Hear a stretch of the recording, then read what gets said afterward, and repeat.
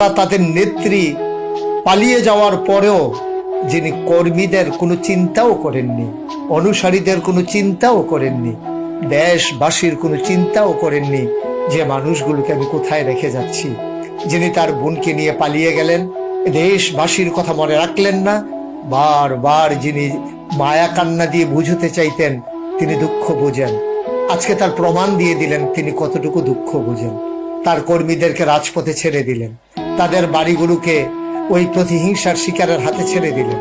তাদের জীবনের তিনি একটু পরোয়াও করলেন না, তিনি পালিয়ে গেলেন। একবারও ভাবলেন না যে আমি যাদেরকে রেখে যাচ্ছি 15 বছর ধরে, যারা আমাকে এই ক্ষমতার মসনদে টিকিয়ে রেখেছে, আমাকে গণভবনের এই নরম তুলতুলে বিছানায় বিশ্রাম নেওয়ার, আনন্দ করার সুযোগ করে দিয়েছে, আমি তাদেরকে কোথায় রেখে যাচ্ছি একবার তিনি চিন্তাও করলেন না।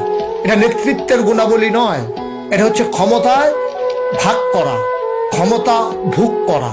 এইগুলোই হচ্ছে তাদের স্বভাব এবং চরিত্র। এবং যারা দ্বীনি চেতনায় উদ্বুদ্ধ হয় না, যারা আল্লাহর ভয় অন্তরে ধারণ করে না, নবীর সুন্নাহ অনুযায়ী নিজের পথ এবং জীবন পরিচালনা করে না, তারা অন্য মানুষের কথা ভাববে না। এটাই স্বাভাবিক, কারণ তাদের কাছে এই দুনিয়াটাই হচ্ছে যথেষ্ট। তাদের পরকালের দেনা পাওনার হিসাব তাদের মাথায়ও আসে।